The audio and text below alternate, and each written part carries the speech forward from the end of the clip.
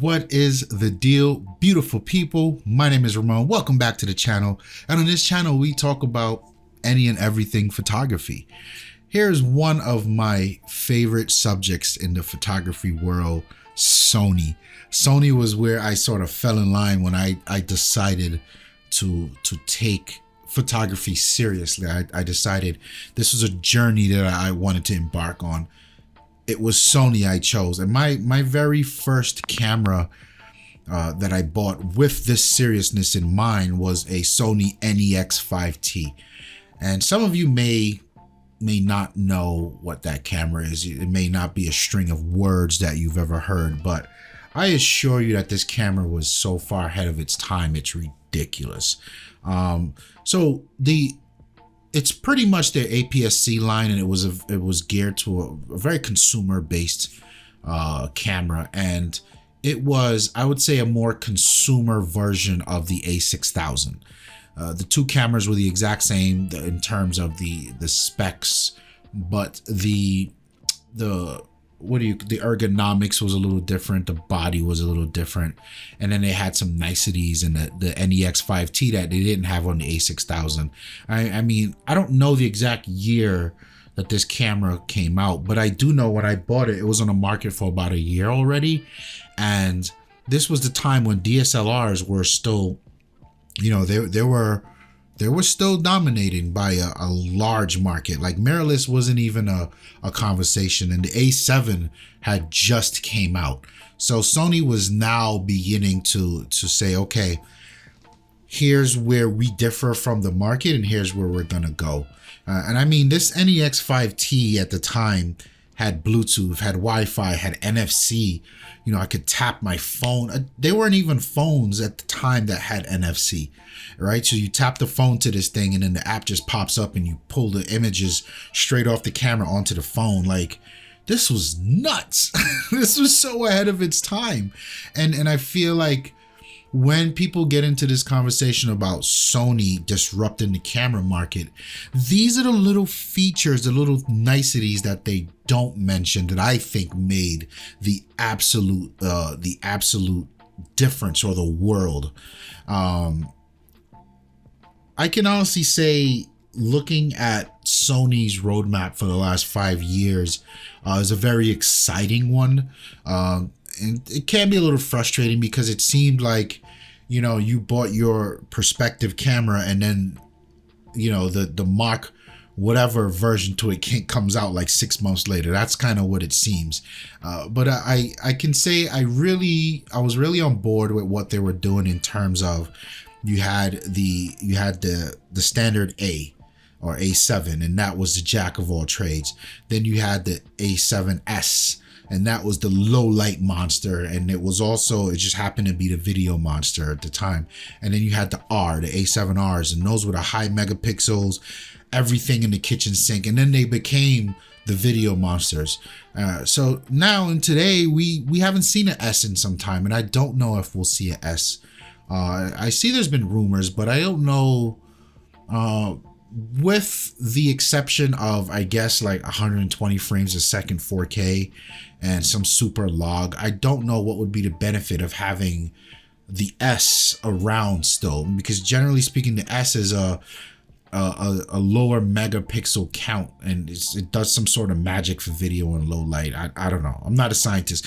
Go see Tony Northrup. He talks about this shit in detail, and he's on game with that. But I don't really see where the S would play in today's world. So as it stands right now, you've got the A7 III and you've got the A7R4, and these cameras are highly regarded in their respective fields and for their respective target audience.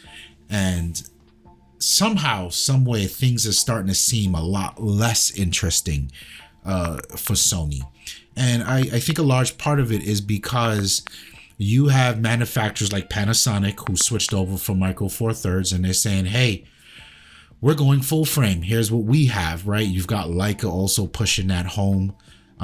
You have Canon and Nikon finally getting up off their ass and joining the mirrorless market. And then you also have, there's still on the outs, there's Olympus, which I quite enjoy. And Olympus is pushing out a lot of dope features on Micro Four Thirds, but still mirrorless that we haven't seen other places. And then I guess I could say my favorite, Fuji's, is in the mix there. And Fuji's no slouch. They're rumbling with everybody in the mix. So that's good to see. And I think what happens here is, as the market catches up, as all the other manufacturers, we get it, we need this, we need that, we need this. I think as that starts to happen, Sony seemingly lost their edge. And I'm not quite willing to say Sony has lost their edge yet, because when I think it was around the time the A7 II, the A7R 2 and 3, there was a lot of criticism that Sony did not have a decent amount of glass or a mature ecosystem for their glass.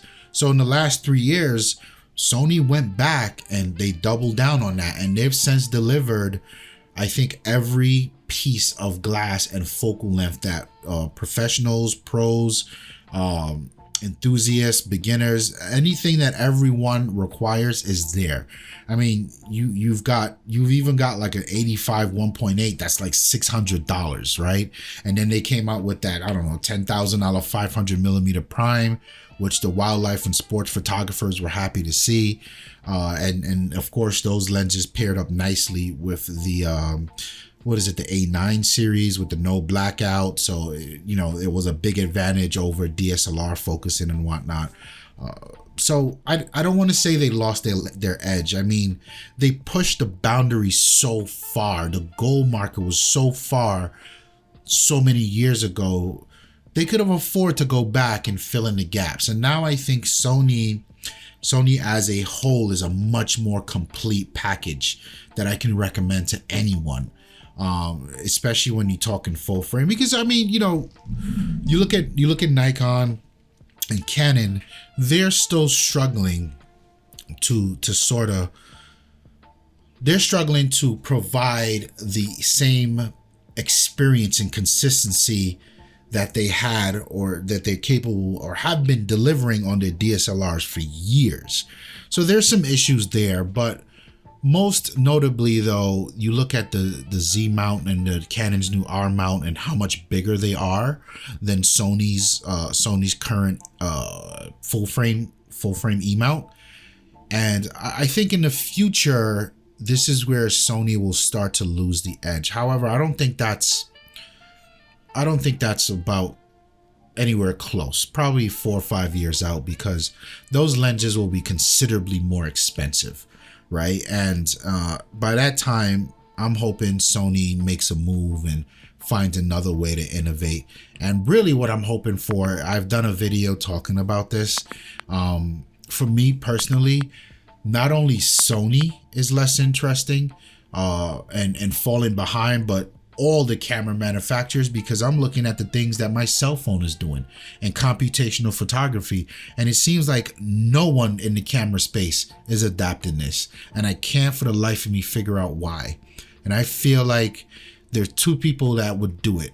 One, because it's Olympus and their back is up against the wall, and they have done a few of these machine learning things with their focusing system in their last two cameras.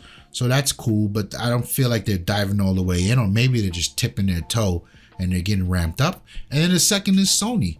We know Sony's got the power. We know Sony's got the money. We know Sony's got the resources to really dig in and get that right. So I'm looking forward to that. But you guys let me know in the comment section below. Do you think Sony has lost their edge? Do you think they are falling behind? Or is it just an even playing field right now?